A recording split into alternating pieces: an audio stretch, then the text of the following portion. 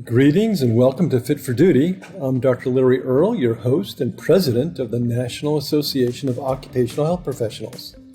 Today we'll explore the world of occupational health, unraveling the complexities of OSHA-regulated exams, workers' compensation cases, drug testing, and injury care strategies.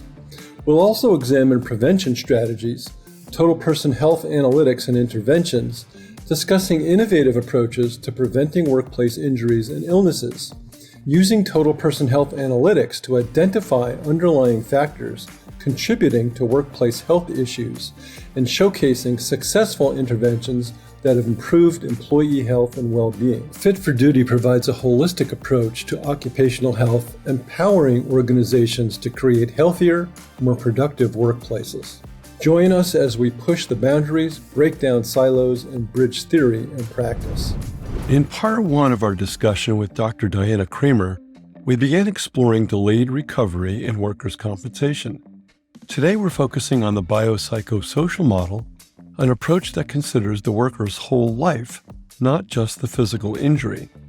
We'll discuss the surprising role of work in healing, why getting the right diagnosis is crucial, and how mental and social factors can impact recovery. Plus, Dr. Kraemer will share how technology can help us personalize treatment and make the entire system work better for everyone. Let's get started.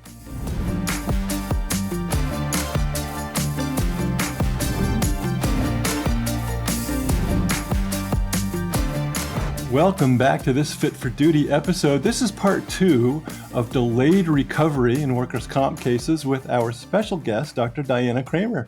Good morning. Good morning. Nice to have you back. How are you this morning? Hey, last time we talked about collectively making this transition from the medical model of workers' compensation injury care to the biopsychosocial model. And you mentioned a few terms that I want you just to give me a quick one-liner, top of mind about. 80-20, what does that mean?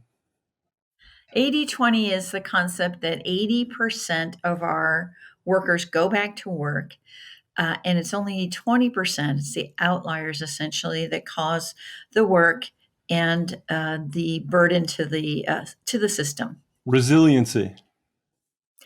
Resiliency is the concept that we all meet adversity every day. We grow from adversity. We remember, the way I like to say this the most is if we remembered every bad thing that ever happened to us, we probably wouldn't get out of bed. And therefore, we incorporate our past learning experiences into the person we become going forward. And that can lead to a sense of growth or a sense of stagnation. Wow, great definition. I don't think I've heard it put quite like that. Wonderful. Return to work is good for you.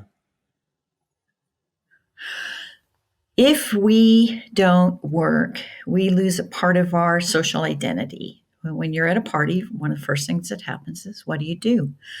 When we don't work, our medical comorbidities go up, our income goes down, our quality of life goes down, and we die earlier. So as we are advocating for our patients, one of the things we need to do is consider that part of our medical treatment is returning that person back to work. It is good for them.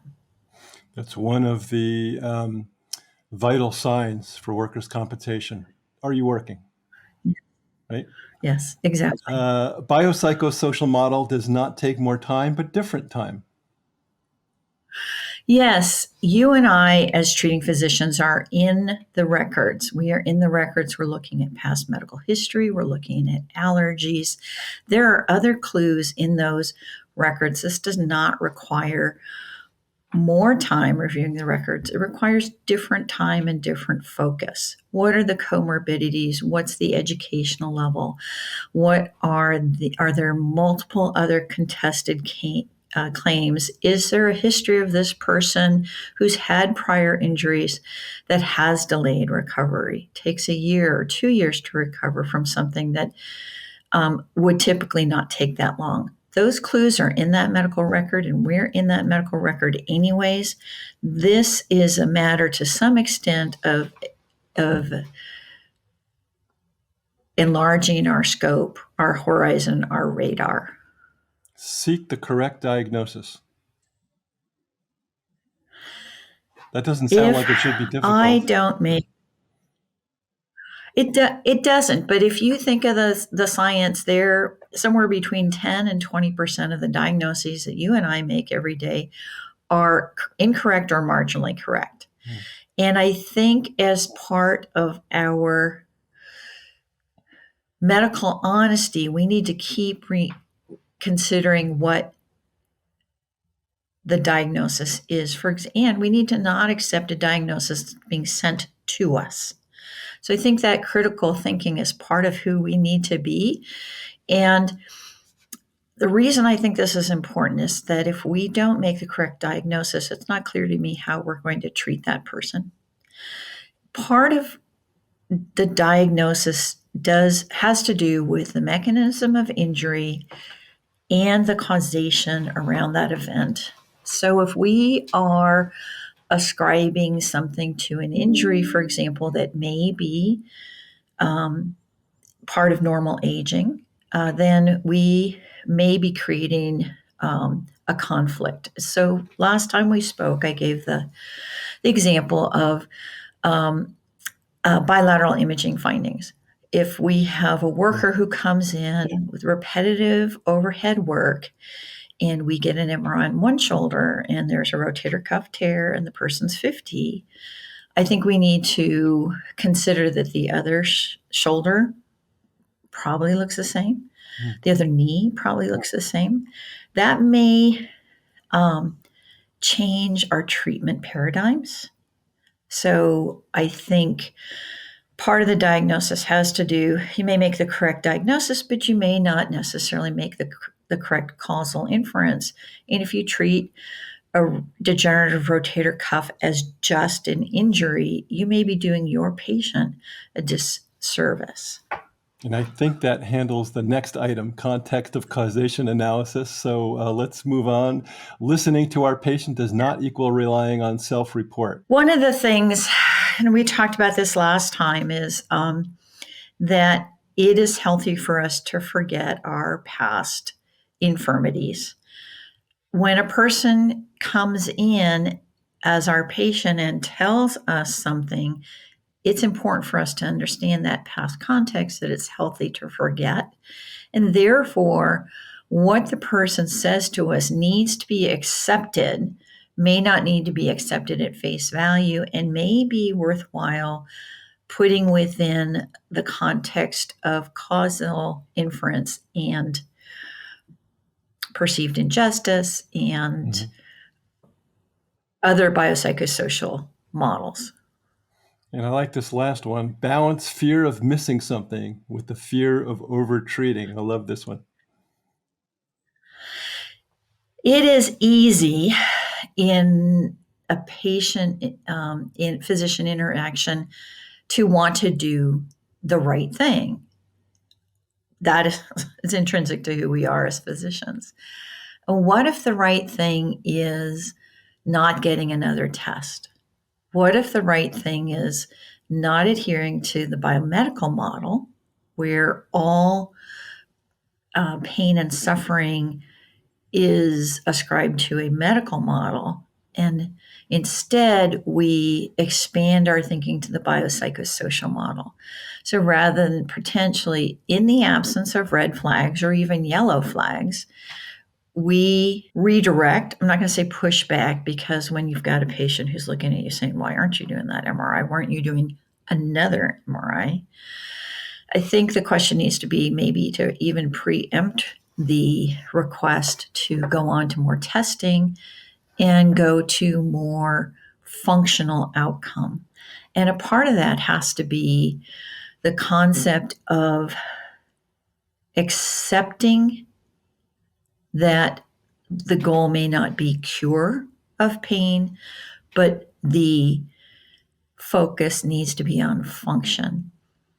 And it doesn't mean we ignore the pain. But what we need to do is get out of the biomedical model where we're going to fix it, get into the biopsychosocial model of how we're going to contain, modify, and grow the person into a new sense of self-accomplishment and agency. So a surgeon is telling us not to look for things that we can fix surgically. Yes. Kind of. The only thing worse than a person who has low back pain is a person who's had low back surgery and has low back pain. Yeah. Very good. Okay, so that recaps our previous discussion. Thank you for those insights. Now we're going to move into interventions, proactive interventions. So tell us, what are some early intervention strategies that you recommend for preventing delayed recovery and promoting timely recovery in work-related injury cases? Yeah, thank you. I'm so glad you asked. Let's go back to the 80-20 model. We are looking at that 20%, and I think it's important to realize we're not going to capture that entire 20%. But there are patients who are going to walk into our office that are at risk for delayed recovery, and maybe it's 2%, maybe it's 5% of the people that we see. I think one of the ways to have success in accepting and in achieving these goals is to start little and grow. So the first thing we want to do is we want to embrace the biopsychosocial model. Yeah. We think in the biopsychosocial model. We just don't realize it. When a person walks into our office and they're depressed, we are automatically in the biopsychosocial model. I think we just need to embrace that the disease we're looking at is within a person, and that is helpful to us in terms of what we started out to do, which was to treat people, help people. And it's going to bring to our day a sense of relief and a sense of, I like to think that this decreases burnout, because now we're thinking about things differently. And in the middle of a crazy busy day, instead of just walking in and looking at the person who's back in our office who hasn't gotten better, maybe it's as simple as, I sent you for physical therapy. Show me your exercises. Show me 2 or 3 of your exercises. And if I can do my IYTs, then, and it takes 30 seconds, then I know that person is compliant with therapy. If the person says, well, I stretch, are they compliant with my therapy? That takes essentially no more time. It's just a reconstruct of the biomedical model to the biopsychosocial. So first of all, it is embracing the biopsychosocial model, which is intrinsically supportive and helps our identity as physicians. The second is to learn. We need to learn this entire field of medicine that we weren't taught in medical school, and that is, how do you learn about the biopsychosocial model? How do you learn about causation? How do you incorporate those into your practice? Who's going to teach you? Who's going to mentor you? And I think the third part of this, as clinicians, the first things we can do as clinicians today or tomorrow is accept the concept of free will, that there are patients where we're going to be able to intervene, and there are patients where we're not. And we don't need to accept the world. We understand already that some of our patients are going to have failed recovery or delayed recovery. And what I'm recommending is we recognize those people who are at risk, but still their course can be modified. That's where we're going to succeed. And as we succeed, we'll be rewarded. And as we're rewarded, we'll grow. Kind of leads into the second question that we had. How can healthcare providers effectively assess and address social aspects that impact recovery? You mentioned we don't really get trained to do this. So how do we look at these workplace dynamics and support systems, and what's the approach? Yes, I agree. So we've already talked about the big ones. Recognize the worker at risk for delayed recovery. Integrate the psychosocial context at the beginning of our treatment. For example, if somebody has low back pain and they come in and they're not sleeping, we need to resist the concept that, well, you're not sleeping is not part of your claim. It's part of your general medical, Right. and therefore I'm not going to treat it. It can be as simple as you're not sleeping. Here, we need you to do some sleep hygiene. You need to turn off your TV. You need to have your screens out of your room. And I'm going to give you an extra dose of gabapentin at night because you say gabapentin makes you drowsy. Great, let's use it at night. So instead of taking 300 at night, you're going to take 600 or 900. It may be something as simple as that, essentially very little more time.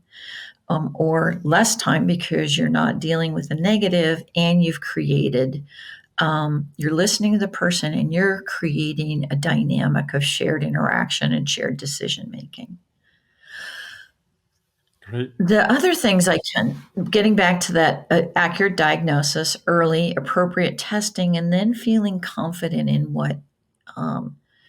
in your diagnosis. Doesn't mean arrogant, means confident. Then, as you're dealing with that person regularly, you can watch for escalation of symptoms and screen for risk factors. What are the risk factors for delayed recovery? Older age, lower education, going back to a high intensity job, high physical activity. Those are red flags. So if we start to see that expansion or escalation of symptoms, and now it's not only the low back, but it's the shoulder, or it's the one arm and now it's the other arm. Those are red flags for delayed recovery.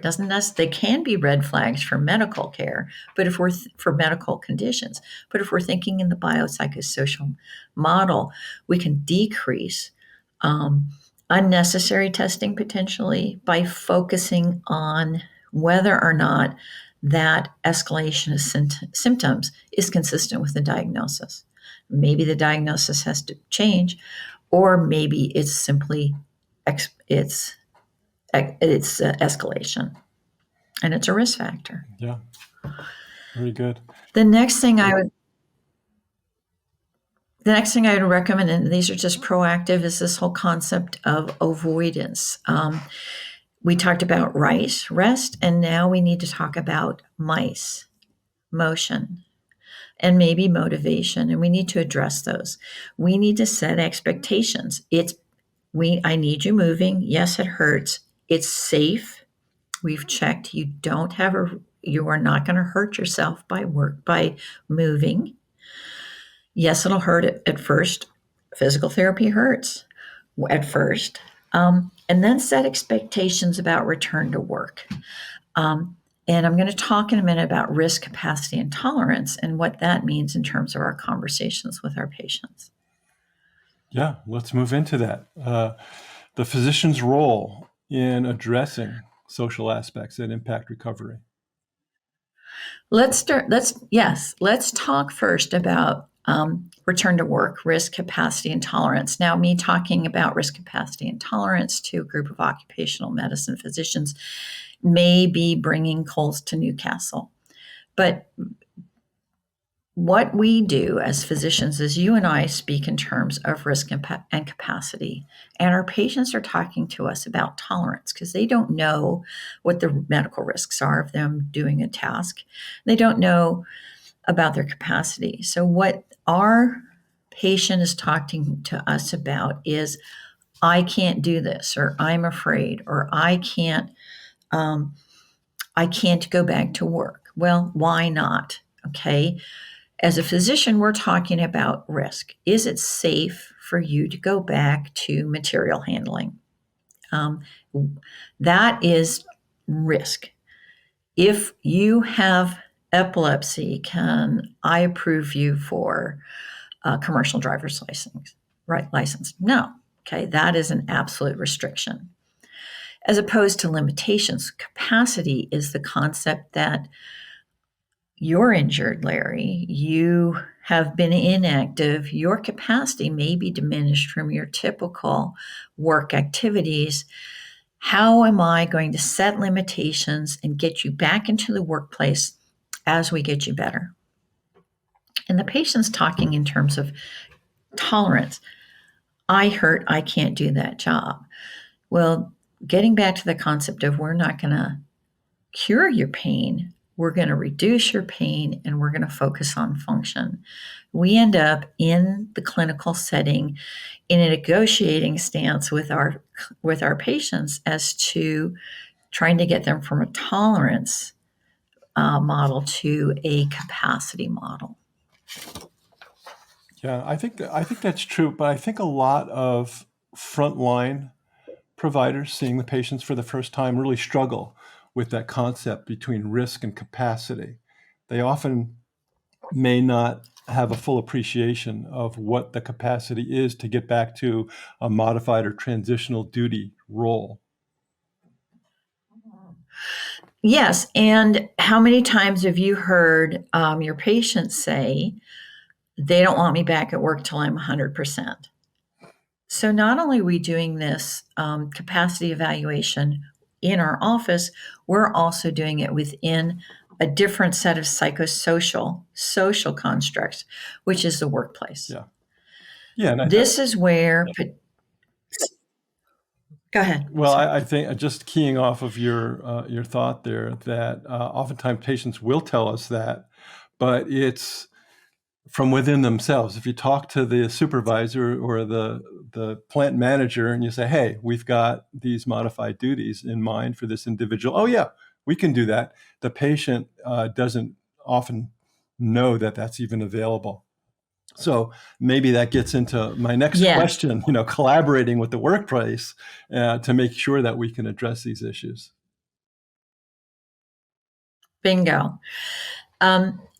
There's only so much you and I can do in the office. And at some point, this is a systems issue, and it's a huge systems issue. And as anybody who does workers' comp understands there's a massive bureaucracy, administrative burden to the entire system. But if we keep in mind that returning the worker to work is in everybody's best interest. It's in the worker's best interest. It's in the company's best interest, the employer's best interest. It's in the insurance company's best interest. When we get workers back to work, it costs the system less, it's better for the worker, and it improves productivity. So it's no longer a drain. Now, we need help in this. So what we need are worker activation programs, whether it's stay at work, return to work. We need case management systems to help us identify, when we've identified these people who are at risk for delayed recovery, how do we activate someone, a case manager, to help us interact with the employer? This caseworker does not necessarily need to be a medical person. It's more important that the person have communication skills with conflict resolution, and a knowledge of job accommodation. This whole concept of, and also avoiding isolation, maintaining an integration as simple as within the workplace during early phases of injury, keeping that person as simple as keeping that person in context with the cohorts that they like, potentially keeping them involved, maybe getting them in to some minimal activity, having someone from the workplace call them, and even as simple as, how are you doing? What can we do to help? Those minimal interactions can make a huge difference. Yeah, very good. How can we improve the accuracy and effectiveness of risk assessments to better predict and proactively address potential challenges in individual cases? So we know that we are going to have people with delayed and failed recovery. It is intrinsic to the system. It has a known incidence, it can be expected and anticipated. We need models of risk stratification. And this has to do not necessarily, so for an individual, we need a system of identifying risks within that person. So we need if somebody's at moderate to high risk of delayed recovery, and there's an entire system for doing that. I'll talk about that next. We need to intervene early and it's cost effective. We need stepped care models for this person. We need it can be as simple early on health education, health cognitions, self efficacy, and shared decision making. Those are, entry level interventions. Larger ones, destigmatizing such things as cognitive and behavioral treatments, which is a huge burden and needs to be done in a stepwise fashion because, for example, the insurance company is not going to want to accept a lifelong psychiatric issue. But let's start short of psychiatric issues. Let's talk about CBT for pain avoidance, for example. That's not a psychiatric issue. That's a known complication of having pain. And CBT does work for pain and movement. Cymbalta can help with pain. Those are simple interventions, don't necessarily mean that the person has a psychiatric issue.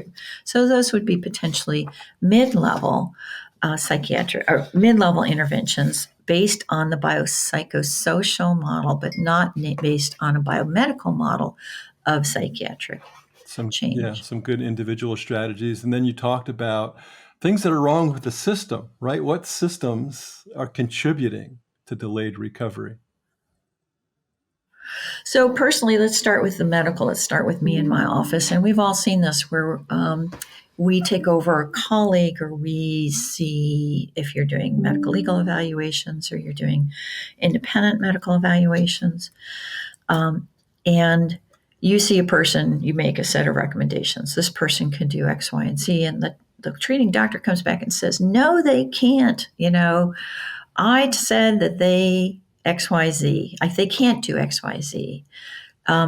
That concept of misguided advocogenicity, where we say a person can't go back to some task, and possibly they can, or possibly there's a modified work. The concept of changing our own fixed ideas of what a person can do, because sometimes being an advocate for a patient, we can take it too far. The second issue is medicalizing some of these psychosocial issues. It's tempting. And the third is excessive workup or excessive treatment. We've all seen people who have been to 30 physical therapy, 50 physical therapy. I don't want to beat up on chiropractors. Have had 50 sessions of visual therapy or balance therapy or acupuncture. How do we realize when more is just more? Yeah, talk about some of the administrative issues that take away from efficiency. All right, so filling out paperwork, right? So trying to get that care pre-approved. Not only doing the paperwork for pre-approval, but then once we've put in that request, knowing if that ever got seen, accepted, worked on, and if the person was referred for treatment. Now, if you look at systems of best practices, there are timelines for it's amazing. If you look at official disability guidelines, or if you look at Washington State medical treatment guidelines, it'll say for low back pain, first week, second week, fourth week, sixth week. And when was the last time you saw a person 4 times in the first 6 weeks after, low back injury? The delay is accepted at this point. It's an administrative issue, and really if we do this right, it can fit into our clinic, because now we see people for 10, 15 minutes. We don't have 20, 30 minutes. So fine, I spend 10 minutes with you now. I'm going to see you in 2 weeks. I'm going to see you in a week. In 2 weeks, we're going to do this. And if I see you back in 2 weeks and you're not in physical therapy yet, that's a flag. We need to have efficient denials. We don't have an administrative system for recognizing the at-risk worker. Those are all administrative hurdles that I think insurance companies and employers are interested in looking at. We just don't have the system to do it. A few more minutes left. How can technology help? Is AI helpful here? So yes, big data is huge. And I've been to some of the workers' comp national comp meetings. Large language models, big data, AI, stratifying risk within medical context is available. It is up and coming. Early risk stratification, early case management, integrating grabbing systems that can integrate treatment recommendations or best practices or guidelines with pre-authorization. Help us as clinicians know when and when not we are meeting the pre-authorization guidelines. Having a big you haven't done this, you're going to get denied. Okay, go back, check that box. Those systems can be integrated at a technological basis. Great, thanks for that. Hey, from your perspective then, what changes or improvements can be made in the workers' compensation system to better address delayed recovery, unnecessary disability, and high-risk payouts? Wrap it up for us. Okay, positive issues. Big data is going to help. Big data, the insurance companies are motivated, as I said, to work on that 20%, the 20% of people that cost the most money and resources, our time. We, as clinicians, need to embrace evidence-based medicine, incorporate treatment guidelines, and there are many. There's the MD guidelines, there's the California MTOS, there's the official disability guidelines, there's state guidelines. There are a number of guidelines that can be incorporated into best practices. What we as physicians can do is rely on that evidence-based medicine and treatment guidelines. And the guidelines are not rules. And there's times when we need to advocate for our patients, and we need to use those rules to our advantage. This person has had an improvement in their function after 6 physical therapy visits, but 6 is a recommendation. But if someone's improving and has objective evidence of improving, then the guidelines say go to 18. We can use those guidelines to advocate for treatment. We need cost-effective interventions that include the biopsychosocial model, and we need a system to help us. We are not going to get this done in the office.